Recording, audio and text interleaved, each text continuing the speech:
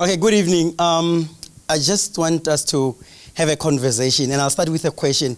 How many of us have ever tried online dating? Online dating?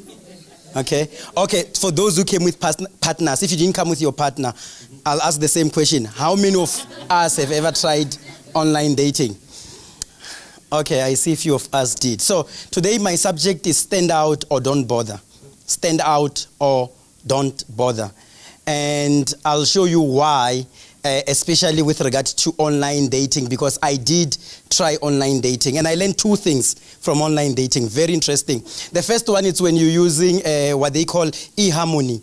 In eHarmony, what you do, you fill in your profile and the other person fill the profile, so then they match you with the person on the other side. Because the fantasy around this is so that you can have a soulmate. You know, you can live happily ever after, holding hands by the beach, just walking, you know. So that's what eHarmony it's all about. But the second one is what I call the hot or not. Hot or not. This one, I just go to your profile, look at your picture. Is she hot or not? If you are hot, I give you attention. If you are not, I pass by. Ladies and gentlemen, I want to bring your attention to this. Online dating is the same as business. Today in our business world, there's a lot of things that are equivalent to online dating. Because people come to you, they don't have time to fill all the eHarmony stuff. They go straight to find out, is she hot or not? So if you are hot, they go with you. If you are not, then they pass. And I'll try to show you this. It all started with the Stone Age, you know. In the Stone Age, the caveman was staying in the cave, right? And all he did was try to go out and try to get something to eat. But also, the environment was dangerous to him. The only way for the caveman to survive was just one thing: blend in with the environment. So the caveman survived only by blending. I eat from the environment, but I must also hide from the environment. And then moved on to the agricultural age, you know, where people had to start domesticating animals and plowing the ground. And you domesticate animals that you're going to, they're going to feed you, and then you plow the ground that is going to feed you. And then it moved on to come to industrial age, Thomas Edison and the others coming up with all the machines, coming all with all these amazing products and stuff. And I found out that when they were creating products, they were just creating products for mass deliverance, for selling as many as possible. But in today's economy, in today's world, people, companies, factories create products. But people, consumers don't buy products, they buy brands. And they only buy brands that seem to be standing out. And then we moved into the information age, you know, information age where there's a lot, you know. Actually, there's too much information now. I read on the Harvard Review that there's too much information that is being produced on a daily basis, that in any subject, the information that's produced, you cannot be able to read it in a day for the rest of your life. So there's just too much information. There's so much information that even this, the concentration span in the Stone Age, when my grandfather was hunting in a cave, was 20 minutes. Today's concentration span has went to 9 seconds, just like a goldfish. So when you're in a meeting and you're sitting to a person, you're talking to a person, or when you're presenting an idea, you are talking to a goldfish. The attention span is just like a goldfish. And then what do we do then in this environment? And this is what I found out. How did I find this? I majored in branding in school, and then I went on to study NeuroLinguistic Programming, because for me, my best interest is on the brand, the brain, and the business. The brand, the brain, and the business. How actually your brand positioning can be able to influence a person's mind to just fall in love with you. And I'm going to show you just 3 ways, and I'm going to sit down. I've got 10, but if you want me to come and share the other ones, you can invite me to come and speak at your event. So number 1, we are in this, what is called the connecting economy. It's the connecting economy. It's about connection. It's about connection. It's about people feeling that human touch. I read a book by Martin Ford, The Rise of the Robots. He's talking about all these things that are rising, the robots, that are everything is automated, really trying to put human power aside so that robots can do our job. But in this economy, which is the connecting economy, the people that are going to survive are the people who are able to give you that human touch. That human touch, the connecting. And I found out that people's biggest need, it's not food and bread. People's biggest need is connection and love. And when you show these people that, when people feel that human need, when people feel that human connection, what happens is that the oxytocin, which is the love hormone, is released in their brain. Their brain literally falls in love with you. And then they start using those words by the great, not author, but singer, Lenny Williams. Maybe you've never been in love like I've been in love. Maybe you never felt the things that I felt. Oh. Can you imagine if your client, every time they have an interaction with you, they can have that oxytocin released in their brain, and they feel like they're just falling in love with you. They feel that connection of falling in love with you. They feel that connection of just wanting to go out. When someone falls in love, you just want to go out and tell everyone that I fell in love, You feel like you just want to go and tell that everyone must know that now you are in love.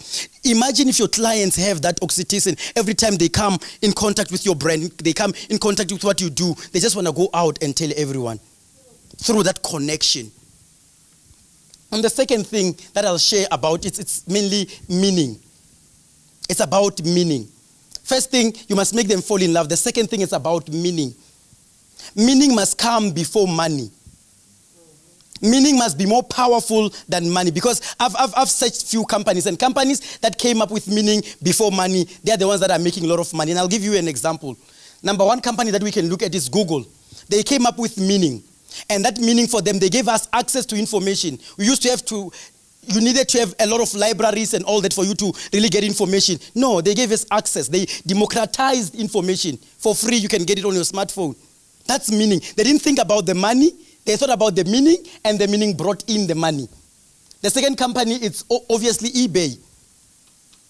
E-commerce, they turned this e-commerce. Anyone, you can sell anything, even if you come from Palabura, where I come from, in Limpopo, or you're in the United States, online. E-commerce.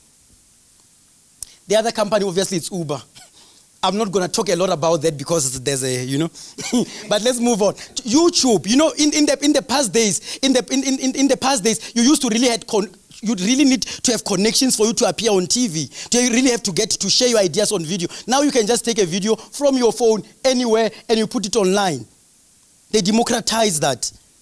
Obviously, or Unique Speakers Bureau. Obviously, they give you, the Premier League of Speakers. Come on. They democratize that. Obviously, I'm going to finish up with, Facebook. In the olden days, you really need to be really amazing for you to get your views across. But now you don't even have to. Even if you really are not talented or you don't have anything to think about, what you can do, obviously, you can just write a status on Facebook and share your thoughts with people all over the world. They thought about meaning before money. How amazing is that? And then obviously, the second way of doing that, it's the way that I've seen KFC doing it, the caring part, where you put 2 rand into showing that you care about the people more than just the money. It's not just about the chicken, but they are feeding over 120,000 kids every day through 137 organizations. They've raised over 400 million rand just to feed these kids. You see, they have a meaning. They are selling food, but what do? They also feed people. And I've seen that at Stayconic. I went to the movies. When you get there, they have this nice and amazing advert. With the advert, they say you must SMS. They'll take 2 rand, obviously, when you SMS, and recommend a movie to someone who's blind. So that when this person, they're going to take the money, donate to that particular person to do an operation for their eyes. When they start to see, they say, get this person a recommendation of at least what movie should the person watch. Meaning. And obviously I'm going to go to the last one. The last one is to fascinate. It's to fascinate. is to fascinate. And I've read a book by Sally Hodgsock. She wrote a book about this and opened a big company through just the word fascinate. And the word fascinate is an interesting word because the word fascinate means to bewitch one so that they cannot be able to have control to resist you. To fascinate is to bewitch one so that they don't have control to resist you. With black people in the audience, is to give someone korobela. Is to give someone korobela. When you give your husband korobela, so he can do whatever, all the cards are with you and all the other things, So it's that element of fascination. That element of fascination. How do you then fascinate your clients? I'll just quickly go through, and if you want the other 9, I've got 10 in this, I'll give you 1. If you want the other 9, you'll have to book me to come and speak. So the one is this: for you to fascinate, you need to do this. You need to be able to deliver, over-deliver at least in one thing in your organization. Find one thing that you are really good at and over-deliver in that. And my final slide is this. This guy, his name is Dr. Benjamin Mays. He was a mentor to Dr. Martin Luther King, and he was a professor at where Martin Luther King was going to school. One day, Martin Luther King went to him and said, "Dr. Mays, teach me how to dream." And this is what Dr. Mays said to Martin Luther King. He said to him, "Martin, you must listen to this. The tragedy of life does not lie in not reaching your goals. But the tragedy of life lies in not having goals to reach for. It's not a disaster not to have your dreams accomplished, but it's a disaster not to have dreams. It's not a disgrace not to reach for the stars, but it's a disgrace not to have stars to reach for. Not failure, but low aim, it's sin." Ladies and gentlemen, in today's world, it's either you're going to innovate new ways of communicating to your clients or renovate what you're having, or you're soon going to relocate out of the business. Thank you very much.